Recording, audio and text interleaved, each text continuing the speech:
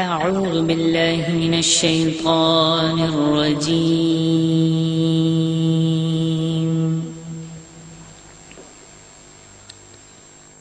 بسم الله الرحمن الرحيم.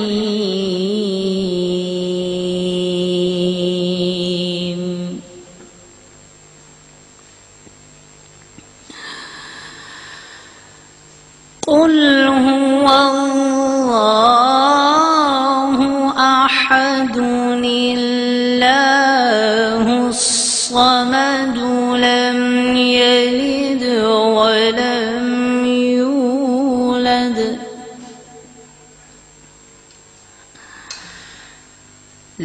يلد ولم يولد ولم يكن له كفوا أحد.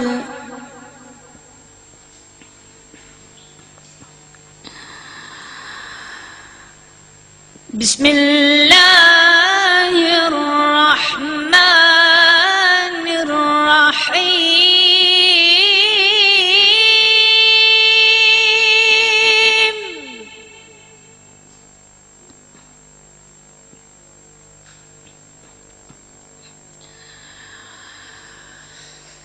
قل هو الله أحد الله الصمد لم يلد ولم يولد ولم يكن له كفوا أحد.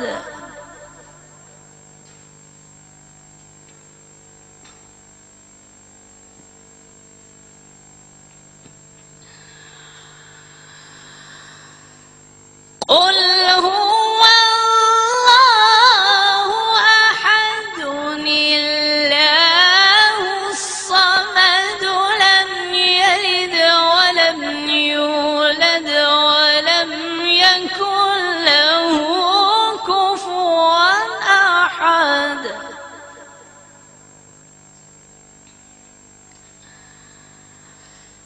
قل هو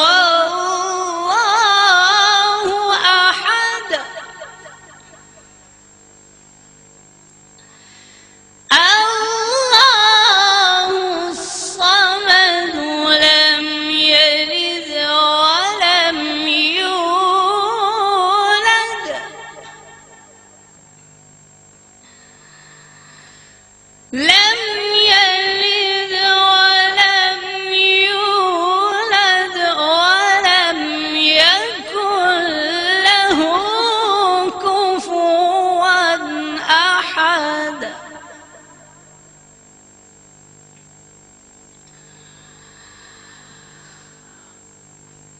قل هو الله أحد الصمد لم يلد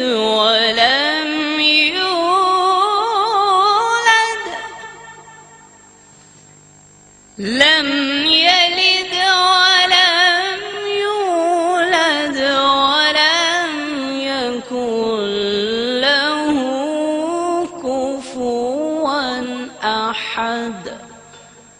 صدق الله العظيم.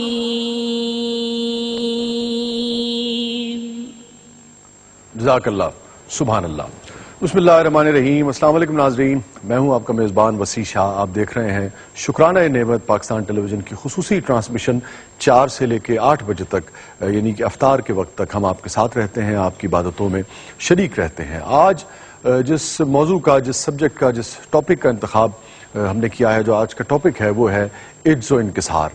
عجز و انکسار کی اسلامی معاشرے میں نہیں، کسی بھی معاشرے میں بے پناہ اہمیت ہوا کرتی ہے. ناظرین، کہنے کو تو یہ صرف 2 لفظ ہے، لیکن حضور صلی اللہ علیہ وسلم کا ارشاد ہے کہ جس نے عجز و انکساری اور عجز و انکسار اختیار کیا، اس کو اللہ تعالیٰ اس کا رتبہ بلند کر دیتا ہے، اور جس نے تکبر اختیار کیا وہ ذلیل و رسوا ہوتا ہے. اور پھر اسی طرح سرکار دو عالم صلی اللہ علیہ وسلم نے ارشاد فرمایا کہ مالدار ہونے کے باوجود جس نے تواضع اختیار کی، جس نے عجز و انکسار کا رویہ جو ہے وہ اپنایا، اس کے لیے خوشخبری ہے. یہی اہم بات ہے. عجز و انکسار کہنے کو دو لفظ ہیں، لیکن اگر آپ دیکھیے تو معاشرے میں جو باہمی یگانگت ہے، جو محبت ہے، جو اخوت ہے، جو بھائی چارہ ہے، اس کے سارے چشمے جو ہیں، اس کے سارے سوتے جو ہیں، وہ انہی دو لفظوں سے پھوٹتی ہیں. یہ عجز و انکساری ہے جو دوسرے کو، جو اپنی، جس کو صوفیہ کہتے ہیں نا کہ میں کو نکی کر کے کٹ، وہ جو اپنی میں کو، اپنی انا کو چھوٹے چھوٹے حصوں میں،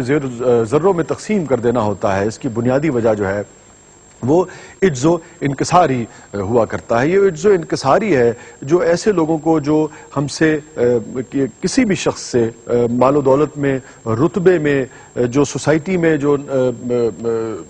جو بھی کاسٹ سسٹم ہے، سوسائٹی میں جتنی بھی اس طرح کی علتیں ہیں، اس حوالے سے جو لوگ ان سے پیچھے ہوتے ہیں یا ان سے نیچے ہوتے ہیں، ان کو اپنے برابر کا رتبہ دیتے ہیں اور یہ سمجھتے ہیں کہ کسی پر کوئی فوقیت حاصل نہیں ہے سوائے اس کے کہ جس کے اخلاق بہتر ہے. یہ سارے رویے جو ہیں یہ بنیادی طور پر عجز و انکساری سے ہی پھوٹتے ہیں. اگر عجز و انکساری نہیں ہوگی تو پھر انسان کا رخ اور رویہ جو ہے وہ تکبر کی طرف ہو جاتا ہے، اور یقیناً تکبر جو ہے، جو باری تعالیٰ کو جو چیزیں سخت ناپسند ہیں، تکبر ان میں سے ایک ہے. اور یہ عجز و انکساری ہے جو سائل سے محبت کرنا سکھاتی ہے. یہ عجز و انکساری ہے جو بیمار سے محبت کرنا سکھاتی ہے. یہ عجز و انکساری ہے جو انسان کو یہ رویہ انسان کے اندر ڈیولپ کرتی ہے کہ کوئی شخص اگر کسی وقت اس کی مدد کا طلبگار ہے تو یہ اس کا حق ہے، اور یہ ہمارا فرض ہے کہ ہم محبت سے اور عجز و انکساری سے جتنی سپورٹ، جتنی بھی اس کی مدد کر سکتے ہیں ہم اس کو کریں. حضرت عمر فاروق رضی اللہ تعالیٰ عنہ کے دور میں مصر کے گورنر تھے حضرت عمر بن عاص.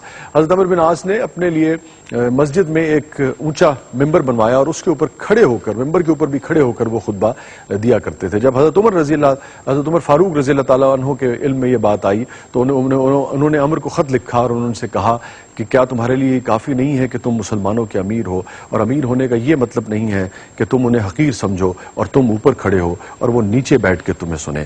اس کے بعد حضرت عمر فاروق رضی اللہ تعالیٰ عنہ کے حکم پر وہ جو ممبر تھا وہ توڑوا دیا گیا، اور حضرت عمر نے کہا کہ اگر تمہیں لوگوں تک پہنچنے میں دقت ہوتی ہے تو تم کھڑے ہو کر خطبہ دو، لیکن ممبر کے اوپر کھڑے ہونے کا کوئی جواز نہیں ہے. ایک اور دلچسپ بات یہ تھی کہ حضرت عمر نے مصر میں حضرت عمر فاروق رضی اللہ تعالیٰ عنہ کے لیے ایک مکان بھی بنوایا تھا، جس پہ حضرت عمر فاروق رضی اللہ تعالیٰ عنہ نے ایک بہت ہی تاریخی جملہ ارشاد فرمایا تھا، جو اگر ہمارے حکمران اور ہمارے ایسے لوگ جو صاحب اختیار ہوتے ہیں اور جو ہماری تقدیروں کے فیصلے کرتے ہیں اور جن کے ہاتھوں میں عوامی پیسہ ہوتا ہے اور عوام کے ٹیکس کا پیسہ ہوتا ہے، وہ اگر سنیں تو یقیناً اس سے بہت رہنمائی حاصل کر سکتے ہیں. حضرت عمر نے فرمایا تھا کہ مجھے تو یہ بات ہی سمجھ نہیں آتی کہ حجاز میں رہنے والے ایک شخص کا گھر مصر میں کیوں ہوگا اور وہ وہاں کیوں جائے گا اور اس سے کیا لینا دینا ہوگا. اور پھر اس گھر کو حضرت عمر فاروق رضی اللہ تعالیٰ عنہ کے حکم پر رفاع عامہ کے لیے، مفاد عامہ کے لیے کھول دیا گیا تھا. جتنے بھی سوسائٹی کے اندر ایک بیلنس قائم کرنے کے لیے اور اخوت قائم کرنے کے لیے، مساوات قائم کرنے کے لیے بھی جتنی چیزیں آپ کو ملتی ہیں ناظرین، اس کے بنیادی طور پر سوتے جو ہیں وہ عجز و انکساری سے ہی پھوٹتے ہیں. کہنے کو یہ دو لفظ ہیں، لیکن معنی کا ایک جہان جو ہے وہ ان میں پنہا ہے، معنی کا ایک جہان جو ہے وہ ان میں آباد ہے. اور جسے آپ کہیے کہ امن اور خوشحالی اور یگانگت سے بھرپور معاشرہ جو ہے وہ اگر جنم لیتا ہے تو یقیناً اس کے لیے عجز و انکساری جو ہے وہ بے پناہ اہمیت رکھتی ہے. یہی آج ہمارا ٹاپک ہوگا، اور آج میرے ساتھ موجود ہیں سندس جمیل صاحبہ، اور آپ انہیں دیکھتے رہتے ہیں. اور بس آگے نہ گئے، میرے خیال میں کافی ہے. کیسے ہیں؟ السلام علیکم. بسم اللہ الرحمن الرحیم. شروع اللہ کے نام سے جو نہایت مہربان اور رحم کرنے والا ہے. السلام علیکم.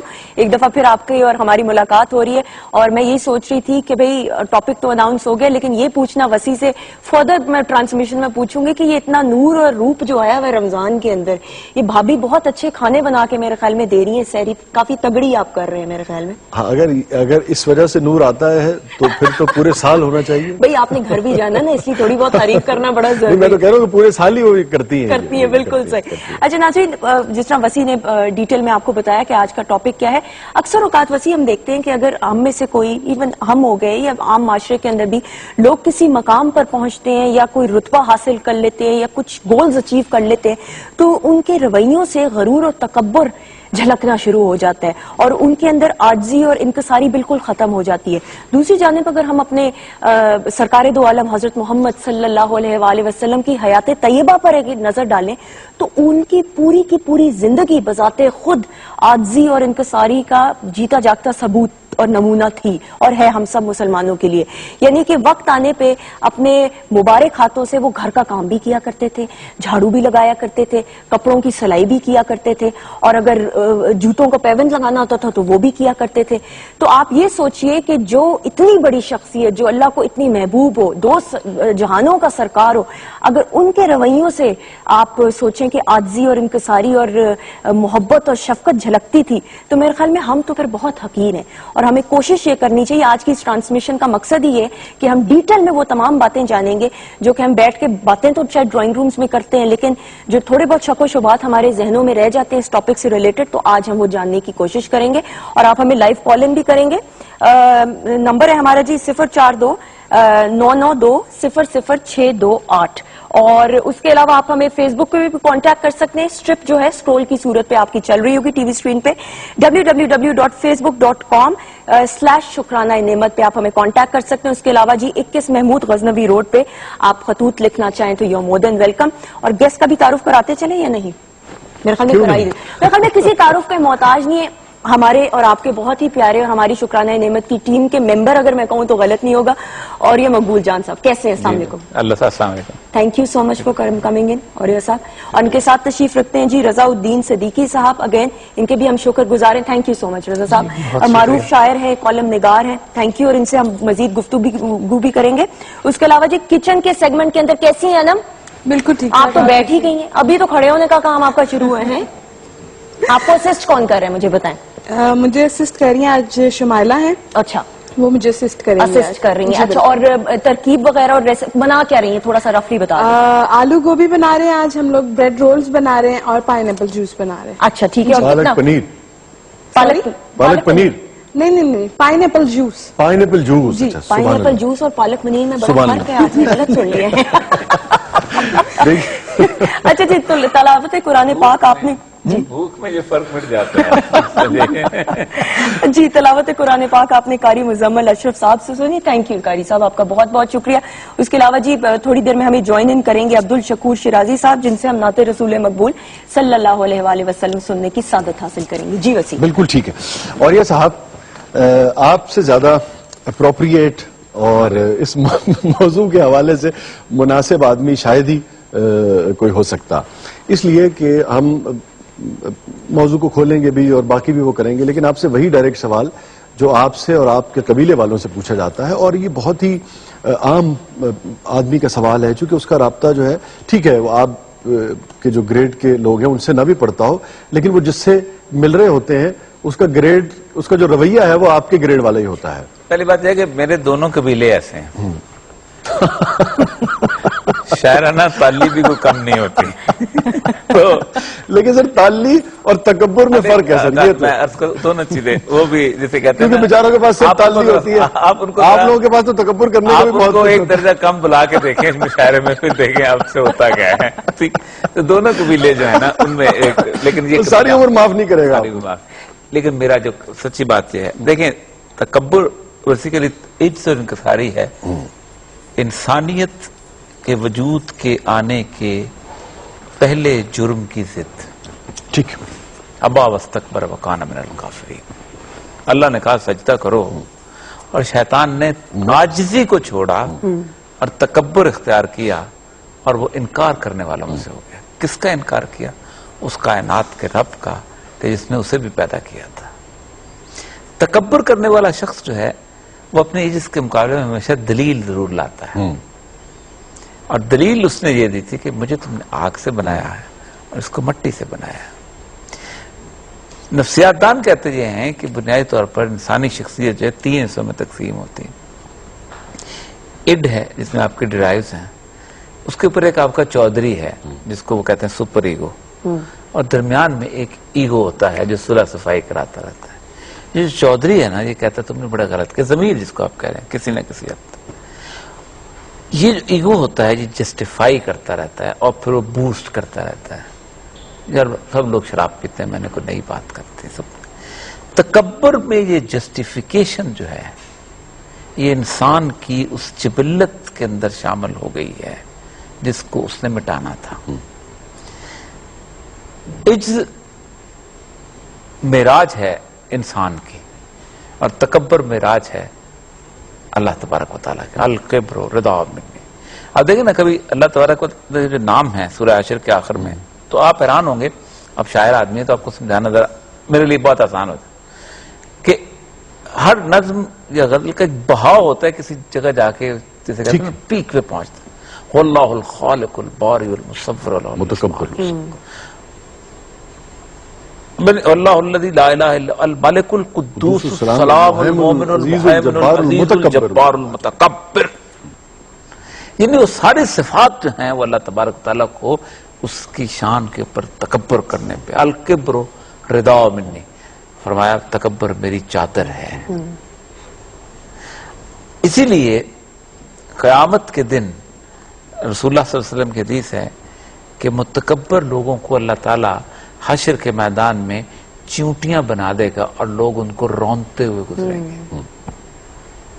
عجز بالکل اس کے الٹ ہے۔ اب عجز وہ چیز ہے، انکساری وہ چیز ہے کہ آپ ایک ہوتا ہے کہ ویسے ہی اپنے زندگی کے اندر آپ کو اللہ نے ایک سطح، آپ کا گزارا ہی عاجزی کے بغیر نہیں ہے، ٹھیک ہے، سب بات ہی نہیں مانتا، یہ کوئی اتنا بڑا مسئلہ نہیں ہے۔ آپ کے پاس وہ سب کچھ موجود ہو جس پر آپ فخر کر سکیں، جس پر آپ تکبر کر سکیں، اس کے باوجود آپ عجز کریں، آپ انکساری کا ثبوت کریں، تو یہ ہے آپ کا امتحان۔ ٹھیک، اس شخص کا امتحان نہیں ہے کہ جس کو بیچارے کو عجز کی دولت کے علاوہ راستہ ہی کوئی ٹھیک نہیں۔ جیسے سرکار نے فرمایا کہ مالدار ہوتے ہوئے بھی میرے جو قبیلے کے لوگ ہیں ان میں سے اگر کوئی عجز اختیار کرتا ہے تو وہ امتحان سے گزر کے اللہ تعالیٰ اس کو نصرت دیتا ہے۔ ٹھیک ہے، اور عجز کا اعلیٰ درجہ، اعلیٰ درجہ ہوا، اور آپ کے قبیلے کے لوگوں سے گلہ یہ ہے کہ کم ہی کم عجز کرتے ہیں، بہت کم کرتے ہیں۔ چھوٹے سے وقت کے بعد واپس آتے ہیں۔